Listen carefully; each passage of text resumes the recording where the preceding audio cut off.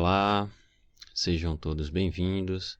Esta é a aula 14 do curso de Cálculo em 1 e hoje a gente vai falar de concavidade e assíntota, certo? Bem, até agora a gente deu usou a derivada para dar um tratamento analítico, né? As funções, ou seja, a gente só olhou a estrutura de crescimento, decrescimento, ponto máximo e ponto mínimo, né? Nessa aula de hoje a gente vai dar um tratamento agora, usando a derivada também, claro, vai dar um tratamento geométrico do gráfico da função, né? De uma maneira geral a gente vai ver como é que o gráfico da função se comporta em determinados intervalos, certo? E isso a gente vai usar, claro, a derivada. E aí, para finalizar essa estrutura basicona do gráfico, né, para a gente ter uma visão geral assim como o gráfico, não montar o gráfico ainda, mas uma visão geral do gráfico, a gente vai ver assíntotas, certo? Assíntota tem mais a ver com limite, mas aí a gente fecha a estrutura do gráfico, né, a estrutura geométrica de uma função com essa parte de assíntota, certo? Então, só antes de começar a aula, vou lembrar que essa aula tem o mínimo de adição possível, então já vou me desculpando qualquer gaguejada, inclusive já gaguejei nesse início da introdução, qualquer gaguejada, tosse, pigarro, do que for, vou me desculpando que aí é o mínimo de adição possível. Valeu, então vamos começar a aula. Bem, então a gente vai começar já com a definição de concavidade, e aí a gente vai ver que para a gente estudar concavidade, a gente só precisa que uma função seja contínua no intervalo fechado AB e duas vezes diferenciável no intervalo aberto AB, né? E a gente vai pedir que ela seja duas vezes diferenciável, porque justamente a segunda derivada da função, ela vai dar o auxílio aí para a gente ver a concavidade dessa função no intervalo, né? Bem, e como é que a gente vai fazer? Bem, a primeira definição a gente vai dizer que f é côncava para cima, ou seja, o gráfico de f que tem concavidade voltada para cima, quando a primeira derivada de f é uma função crescente no intervalo AB, certo? Ou seja, se f' é uma função crescente no AB. Bem, mas você deve lembrar que lá nas primeiras aulas de derivadas a gente via que a derivada diz quando a derivada de uma função diz quando a função é crescente ou decrescente. Ou seja, se a função f' é crescente, significa que a sua derivada, ou seja, a f duas linhas, é uma função maior que zero nesse intervalo AB. Então, isto a função f duas linhas é maior que zero no intervalo AB. Então, ou seja, uma função ela é côncava para cima no intervalo AB se a segunda derivada dela é maior que zero dentro desse intervalo AB. Ou seja, são coisas equivalentes, né? Então, ou seja, se f' é crescente, é a mesma coisa de dizer que a sua derivada é maior que zero, ou seja, que o f duas linhas é maior que zero. E de forma análoga, a gente tem que f é côncavo para baixo quando a sua primeira derivada, ou seja, o f' é uma função decrescente, ou seja, isto é, a derivada do f' é uma função menor que zero no intervalo AB. Então, ou seja, o f duas linhas, né, é menor que zero no intervalo AB. Beleza? Então é mais ou menos isso. Mais ou menos isso não. Em síntese é isso. O gráfico de f tem concavidade voltada para cima, se a segunda derivada é maior que zero. E o gráfico de f tem concavidade voltada para baixo, se a segunda derivada é menor que zero. Beleza? E quando a segunda derivada é zero? Bem, quando a segunda derivada é zero, significa que f' é constante. E se f' é constante, então não vai ter concavidade lá, né? A função nem cresce nem decresce. A função é só uma linha reta, não tem concavidade, né? Bem, mas a gente tem um ponto interessante que não é quando a segunda derivada é zero, mas quando a segunda derivada ela troca de sinal, né? Possa ser que dentro do intervalo AB essa f duas linhas ela troque de sinal, né? E se essa f duas linhas troca de sinal, interfere no crescimento e decrescimento da primeira derivada, e aí tem uma mudança na concavidade, né? E tendo uma mudança na concavidade, exatamente nesse ponto onde a concavidade muda, é que a gente chama de ponto de inflexão. Então, o que é um ponto de inflexão? Bem, o ponto de inflexão é um ponto no intervalo AB, onde a segunda derivada ela é menor que zero de A até x0, e depois ela fica menor que zero de x0 até B, ou vice-versa, né? Ou seja, a derivada ela é menor que zero de A até x0, e depois ela troca de sinal, ela passa a ser maior que zero para x0 até B, certo? Então, concavidade tá aí, né? Concavidade é essa. Derivada, segunda derivada maior que zero, côncava para cima em todo intervalo. Segunda derivada menor que zero, côncava para baixo em todo intervalo. Se tiver em algum ponto que troca a concavidade, então acontece que esse ponto é chamado de ponto de inflexão. Beleza? Geometricamente, mais ou menos o que está acontecendo é isso. Quando uma função tem concavidade voltada para cima, a derivada é uma função crescente, né? Então, ou seja, os coeficientes angulares das retas tangentes, ela crescem, né? Então, olha, aqui tem um coeficiente angular descendo para baixo, né? O coeficiente angular é uma reta para baixo, mas só que à medida que vai passando aqui, ó, esse coeficiente angular vai crescendo e ele passa a ser positivo, né? Então, ou seja, o coeficiente angular decresce, né, das retas inclinadas para baixo, depois das retas inclinadas para cima. Então, olha, o coeficiente angular varia crescendo, né? Então, a derivada ela vai se inclinando aqui dessa forma, de uma forma negativa para uma forma positiva, da inclinação negativa para a inclinação positiva. Então, ó, ela vai crescendo, então a concavidade foi essa. O contrário com a concavidade para baixo, né? Você tinha a derivada crescente e depois ela começa a decrescer, né? Você tinha uma reta tangente com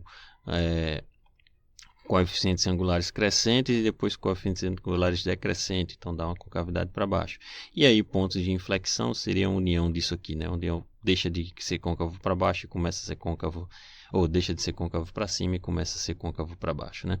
Então, tudo isso é interpretado geometricamente pelo coeficiente angular, né? Pelo que representa a primeira derivada, que é o coeficiente angular da reta tangente, né? Então, estou vendo aqui os desenhos da reta tangente.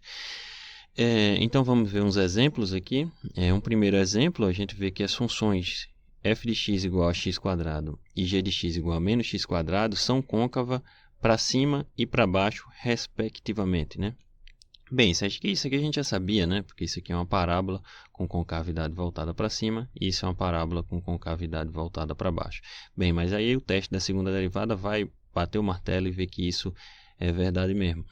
Porque se você reparar, quando a gente derivar o x² duas linhas, isso dá maior que zero. Se é maior que zero e é maior que zero para todo o valor de x real, significa que essa função tem concavidade voltada para cima para todo x real, né? E já era de se esperar, como a gente já tinha. E análogo do outro lado, a gente tem que se a segunda derivada de g', a segunda derivada de g dá menos 2, que é menor que zero para todo x, então essa função sempre tem concavidade voltada para baixo. E era de se esperar porque é uma parábola com a negativo, então concavidade voltada para baixo. Esse exemplo é simples, rápido, prático, e ele serve mais ou menos para você lembrar lá da definição, né? Se lembre que a definição lá, você pega isso aqui, se você propor, fugiu da memória, não sabe se duas vezes derivado para cima, ou se duas vezes maior que zero é concavidade para cima ou para baixo, se duas vezes derivada é menor que zero, eu não sei como é que é a concavidade. Bem, aí esse exemplo simplifica bem, né? Porque essa aqui é uma coisa que você conhece, tem concavidade voltada para cima, e aí quando você derivar duas vezes, é maior que zero, então concavidade voltada para cima. Então, você lembra que a derivada maior que zero te dá concavidade voltada para cima, e analogamente a derivada segunda menor que zero dá concavidade voltada para baixo, né? Se você lembrar do x² aqui, você vai lembrar que serve para todas, né? Beleza? Então, esse é só para você guardar na memória, né? Pega o x², que é uma coisa conhecida, e aplica o teste da derivada. Você já sabe que você tem concavidade voltada para cima. Então, quando você derivar e der duas vezes maior que zero, então você percebe que as funções que têm segunda derivada maior que zero vão dar concavidade voltada para cima, e as funções que têm segunda derivada menor que zero vão dar concavidade voltada para baixo. Beleza? Então, vamos para um exemplo um pouco mais robusto, que é esse exemplo aqui. Estudar os intervalos de concavidades, ou pontos de inflexão, pontos de inflexão, caso exista dessa função aí, né? X ao cubo menos 3x² mais 10. Bem, então não tem o que fazer. É atacar já e achar a segunda derivada dela. Então vamos lá. A primeira derivada dessa função dá 3x² menos 6x. E a segunda derivada dessa função dá 6x menos 6. Pronto, só preciso estudar o sinal desse 6x menos 6 para saber onde essa função é côncava para cima, para baixo ou se ela tem ponto de inflexão. Bem, aí esse 6x menos 6 é simples, isso é uma reta, né, com inclinação positiva e que zera em 1. Então, ela vai ter esse sinal aqui, né, zerando em 1, a esquerda de 1 negativo, a direita de 1 positivo. Então, se você vê a esquerda de 1 é negativo, então significa que a esquerda de 1, a segunda derivada dessa função é menor que zero. Ou seja, de menos infinito até 1, essa função tem concavidade voltada para baixo. E de 1 até mais infinito, ou seja, para qualquer valor maior que 1, essa segunda derivada dessa função é maior que zero. Então, de 1 até infinito, essa função tem concavidade voltada para cima. Aí veja bem, exatamente em 1 é o ponto onde essa função trocou a concavidade, né? Se 1 é um ponto que essa função trocou a concavidade, então 1 é um ponto de inflexão. Aí você vai dizer, professor, então sempre onde a derivada zerar, ou a segunda derivada zerar, isso aí vai ser um ponto de inflexão. Não necessariamente, certo? Isso não é verdade. Para ser um ponto de inflexão, não é só zerar a segunda derivada. A segunda derivada tem que zerar e ela tem que trocar de sinal, né? Por exemplo, aí, se você acha que isso é tão verdade, estuda a concavidade da função f de x igual a x², por exemplo. Estuda a concavidade. Vê onde a segunda derivada zera e vê se onde a segunda derivada zera é um ponto de inflexão. Certo? Se não está convencido, procure esse exemplo aí e tenta fazer esse exemplo. Sim, beleza. Não vou fazer o gráfico dessa função. Por que eu não vou fazer o gráfico não vou botar o gráfico dessa função aqui? Bem, para vocês aí tentarem aqueles softwares aí que tem a torta e a direita, inclusive eu já indiquei um. Tenta lá no Wolfram, dá uma olhada, bota essa função lá e observa. Ou GeoGebra, né? Se você tem um pouco mais de conhecimento com essa parte de software, tenta o GeoGebra, você vai ver o gráfico dessa função bem bonitinho. Inclusive, todos os gráficos das funções aqui eu faço no GeoGebra. Então, dá uma olhada lá, você vai ver que o gráfico dessa função ela tem concavidade voltada para cima antes do 1, depois do 1... antes do 1 ele tem concavidade voltada para baixo, depois do 1 ele tem concavidade voltada para cima, e no 1 ali você vai reparar que é justamente onde muda a concavidade. Beleza? Então teste lá o Wolfram, eu vou deixar o link do Wolfram para quem não viu das outras aulas, vou deixar o link do Wolfram aí nos comentários. Beleza, então. Então isso era o que a gente via de concavidade, então vamos ver um pouco mais de assíntotas, né? Vamos ver o que é assíntotas. Bem, de uma forma geral, né, o que é uma assíntota, né? Uma assíntota é uma reta, né? No caso aqui vão ser retas, onde o gráfico da função vai chegar bem pertinho dessa reta, mas nunca vai encostar nessa reta. Entendeu? Então, o gráfico, onde o gráfico da função ela se aproxima ali, mas nunca encosta naquela reta. Isso é uma assíntota, né? Isso é o que é uma assíntota, né, no gráfico. E aí, como é que a gente acha essas assíntotas? Bem, existem 3 tipos de assíntotas, aí eu vou listar as 3 aqui.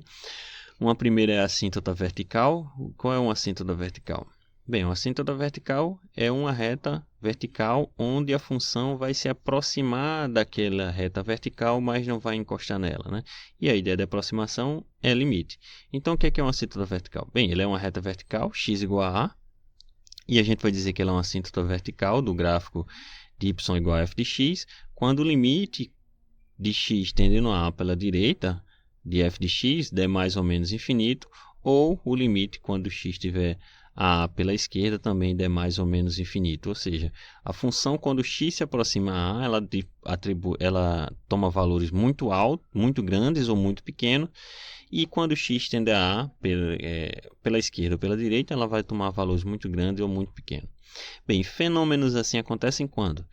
Bem, em geral, fenômenos assim acontecem quando esse valorzinho a não está no domínio da função, né? Então, possíveis cantos de assíntotas verticais são valores que a função não está definido, né? Então, se você enxerga logo um exemplo lá, se você calcular, você olha logo o domínio. O domínio não teve nenhum problema, toda reta, então essa função não tem assíntota vertical. Agora, se o domínio dessa função não é toda reta, você tira algum ponto específico, então aí possivelmente nesse ponto específico que você está tirando, lá vai ser uma assíntota vertical. Claro, isso é um macete, né? Não vai servir sempre, mas é bom já para dar a pessoa já fica de orelha em pé olhando o domínio da função.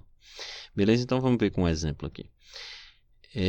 A função f de x igual a 1 sobre x quadrado tem como assíntota vertical x igual a 0. Como eu falei, se você reparar aqui, x igual a 0 não está no domínio dessa função, né? Então, possivelmente, aí vai ser uma assíntota vertical. Como é que eu verifico se é uma assíntota vertical? Só basta olhar o limite de quando x tende a 0 pela direita ou pela esquerda. Nesse caso aqui, tanto o limite quando x tende a 0 pela direita quando x tende a 0 pela esquerda, isso vai dar mais infinito, né? Então, ou seja, tanto quando x se aproxima por 0 pela direita, essa função sobe para valores muito grandes, né? Ou seja, não vai encostar no x igual a 0, né? O gráfico dela não vai passar por x igual a 0, se x tende à direita, e quando vem pela esquerda, a mesma coisa, o valor vai lá para cima, para muito mais, vai para mais infinito e não encosta, não faz o x passar, não faz o gráfico encostar pelo 0. Beleza? Então isso é uma assíntota vertical, certo? Outro tipo de assíntotas são assíntotas horizontais, ou seja, retas paralelas ao eixo x, certo? Então, como é que é a assíntota vertical? Então, ou seja, a assíntota vertical significa que o gráfico da função, de novo, vai se aproximar dessa reta horizontal, mas não vai encostar. E a ideia de aproximar é sempre com limite, né? Então, uma reta horizontal y igual a b é uma assíntota horizontal, né, ao gráfico da função, quando o limite tende a margem de f quando x tende mais infinito da b, ou o limite quando x tende a menos infinito dessa função, isso também dá b. Ou seja, quando x cresce infinitamente, quanto mais você faz o x crescer, o gráfico dessa função vai se aproximando da reta y igual a b, mas não encosta. Mesma coisa quando x decresce infinitamente, o gráfico dessa função vai encostar da reta b, mas não, ou vai chegar perto da reta b, mas não vai encostar. Certo? Então, vamos ver aqui o exemplo. E a mesma função do exemplo anterior, y igual a, ou f de x igual a 1 sobre x quadrado, tem como assíntota horizontal y igual a 0. Por que tem como assíntota horizontal y igual a 0? Porque quando a gente calcular o limite de 1 sobre x quadrado, tanto quanto x tender mais infinito como menos infinito, isso vai ser sempre dando da zero, certo? Então, para dar uma visualizada melhor no que é assíntota, e aqui eu tenho o gráfico dessa função, né? Se você perceber o gráfico dessa função, ó, se a função o x vai para mais infinito, então olha, o gráfico da função ela vai se aproximando aqui do zero, mas não que encosta no zero. Mesma coisa se vai para menos infinito, o gráfico da função vai se aproximando de zero, mas não toca em zero. Se x se aproxima para o zero pela direita, olha o que acontece com o gráfico da função, ela cresce, né? Vai crescendo infinitamente sem encostar aqui, e se x tende a zero pela direita, aqui ela pela esquerda e aqui pela direita, ou também a mesma coisa, o gráfico da função aqui vai explodindo, né? Vai lá para cima. Beleza? Bem, e por fim, a gente tem, não menos importante, é a assíntota oblíqua, né? Ou seja, quando é que essa assíntota ela tem, tem uma inclinação, né? Ela nem está paralela ao eixo y, que é o caso das assíntotas verticais, nem está paralela ao eixo x, que é o caso das assíntotas horizontais, e ela tem uma inclinação, né? Se ela tem uma inclinação, ela é do tipo ax mais b, né? Então, a reta ax mais b é uma assíntota oblíqua do gráfico de y igual a f de x, quando esses limites aqui existem e dão zero, né? Ou seja, quando o limite de quando x tende a infinito de f de x menos ax mais b for igual ao limite de quando x tende a menos infinito de ax mais b, e isso for zero, né? Então, isso tem uma assíntota oblíqua quando x, ou seja, quando x, o que é que está dizendo aqui esse limite, né? Diz que quando x fica muito grande, o gráfico da função se aproxima dessa reta x mais b, e quando y ou x for muito pequeno, também o gráfico dessa função se aproxima dessa reta x mais b. Beleza? Vê só, tem um porém. Aqui não é simples, né? Você não bate o olho, aí como é que você está dizendo? Bem, o que é que eu estou dizendo aqui com essa definição? Para eu achar uma assíntota oblíqua, eu tenho que olhar para o gráfico da função e perceber o comportamento dela quando ela vai para mais ou menos infinito e reparar que aquilo está indo para uma reta, né? Está tendendo para uma reta. Isso é extremamente difícil. Então, como é que a gente faz para achar a assíntota oblíqua? Então, a gente tem uns testes para fazer, para verificar quando é que uma função tem uma assíntota oblíqua. Como é que é um teste? Na verdade, eu vou botar esse teste como uma observação. E qual é a observação? Vamos supor, hipoteticamente aqui, a gente supõe que essa função já tenha uma assíntota oblíqua. Bem, se essa função tem uma assíntota oblíqua, então esses limites aqui eles existem, né? Existem e valem zero. Então, se esses limites existem e valem zero, então o que é que acontece? Eu posso dar uma manipulada nesses limites e achar quem é que tem que ser. Uma vez que esse limite existe, a gente tem como achar esse A e tem como achar esse B, né? Porque essa função f é uma coisa dada, né? É a função que eu estou procurando a assíntota, né? Que eu estou procurando não, que eu tenho a certeza que tem assíntota.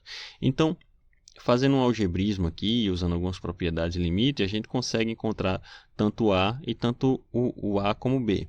E o A como B, ele é dado por essa expressão. O A é o limite de quando x tende a infinito de f de x sobre x, ou seja, o coeficiente angular dessa reta que dá a assíntota oblíqua, ela é encontrado dessa forma, e o coeficiente linear dessa reta ela é encontrado dessa forma.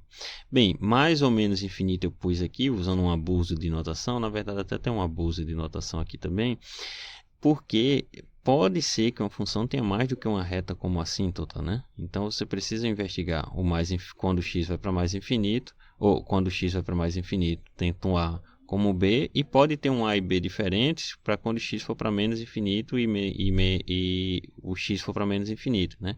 Então a gente tem que testar uma primeira reta oblíqua quando x vai para infinito, tanto em A quanto B, e depois a gente testa quando x vai para menos infinito, tanto em A quanto B, né? Porque pode ter retas diferentes para crescimentos, para lados que o x cresce diferente, certo? Então olha, quando x vai para mais infinito, pode ser que ele tenda a uma reta, e quando x for para menos infinito, ele tenda a uma outra reta diferente.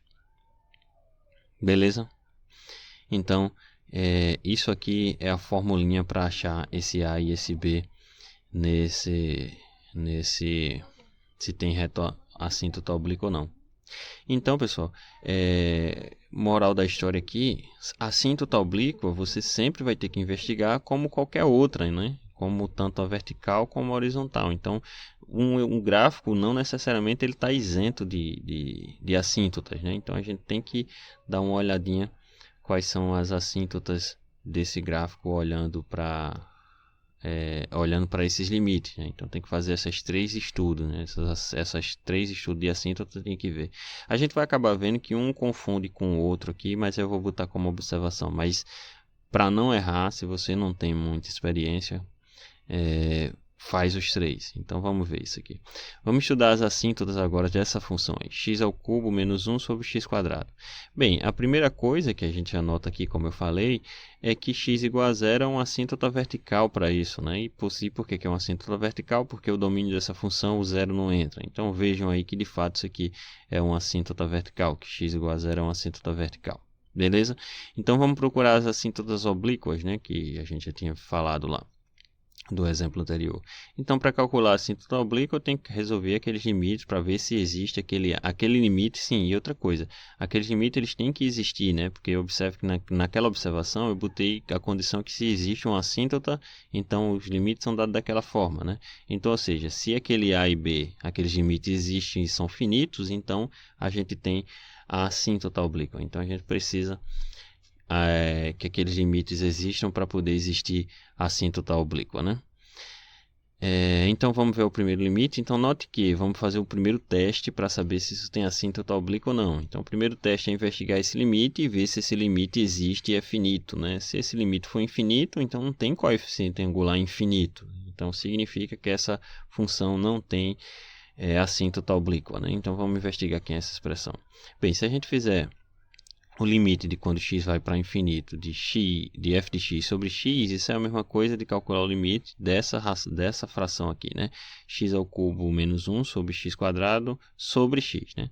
E aí, dando uma arrumada, isso fica x ao cubo menos 1 sobre x, ou x ao cubo menos 1 sobre x ao cubo, e aí dando só mais uma arrumada aqui, ou seja, pegando x ao cubo dividindo aqui, x ao cubo dividindo aqui, tem esse limite, e é claro que quando x tender a infinito, esse limite vai dar 1. Então, ou seja, o Azinho do candidato a assíntota oblíqua, ela existe e é 1. Então, tem uma reta ali por onde essa função vai se aproximar, certo? Se isso desse infinito, então eu podia parar de procurar a assíntota oblíqua, né? Por que eu poderia parar? Não tem reta, né? Como a assíntota oblíqua é uma reta, como é que você vai arrumar uma reta cujo coeficiente angular é infinito, né? Não tem sentido. Então não existiria assíntota oblíqua se esse limite fosse infinito. Beleza? Mas como esse limite é 1, então existe essa assíntota oblíqua.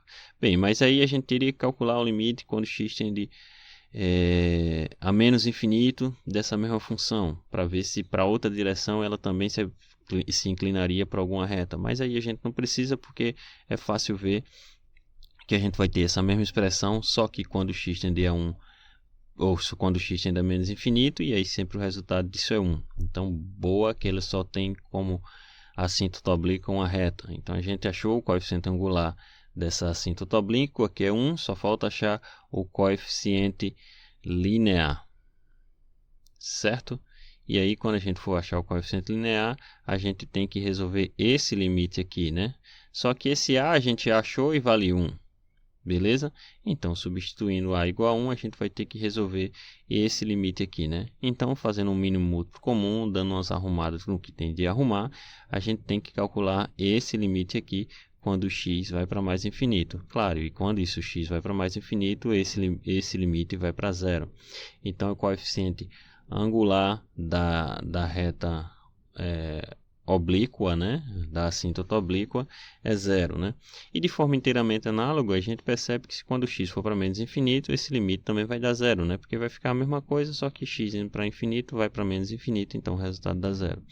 Então, portanto, a gente achou uma assíntota oblíqua aí, né? E qual é a assíntota oblíqua? É y igual a x, né? Y igual a x é uma assíntota oblíqua.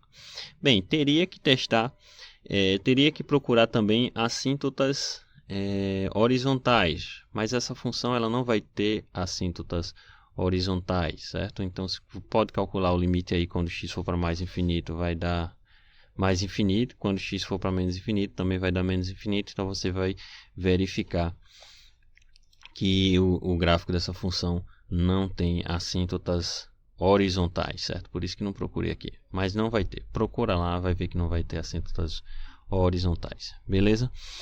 Bem, e como eu disse, pode se fundir, procurar assíntotas oblíquas com assíntotas horizontais. Por quê? Porque se a gente calcular o limite que dá o coeficiente angular calcular o coeficiente angular da possível assíntota oblíqua, se isso der zero, significa o quê? Que se tiver uma assíntota oblíqua, o coeficiente angular dessa assíntota oblíqua é zero, ou seja, essa reta ela é uma reta horizontal, paralela ao eixo OX, e retas paralelas ao eixo OX, que são assíntotas, são as assíntotas horizontais, né? Então, ou seja, se isso der zero, você simplesmente vai estar procurando assíntotas horizontais. Então, esse teste é bom porque ele já faz você procurar antes de procurar assíntotas horizontais, procurar assíntotas oblíquas, é bom porque ele já te dá um caminho sobre as assíntotas horizontais, se existirem, do caminho das assíntotas horizontais do gráfico dessa função, certo? Então isso é o que eu tinha para falar sobre estrutura global assim do gráfico da função. E aí a próxima aula a gente já monta toda essa informação que tem, e a próxima aula a gente vai fazer um roteiro para esboçar gráficos de funções. Beleza? Então, sim, outra coisa, ficou curioso de ver como é que é o gráfico dessa função? Joga no Wolfram, né? Ele vai te dar o gráfico lá bacaninha, certo? Wolfram, eu estou só citando o Wolfram porque é prático online, isso e aquilo. GeoGebra também tem online, mas o GeoGebra você tem que saber. Bem, dá um trabalhinho a mais de entender como é que se escreve as funções lá no GeoGebra, mas o YouTube tá cheio de vídeo tutorial para te ensinar. O Wolfram é mais imediato, mas o GeoGebra também te ajuda e tem mais ferramentas. Claro, é uma coisa mais robusta, então te dá mais robustez nos teus gráficos. Mas jogar no Wolfram é suficiente você ver lá como é que é o comportamento desse gráfico. Mas a próxima aula a gente vai ver só gráfico. Beleza, pessoal? Então, a aula de hoje fica por isso e até a próxima. Valeu!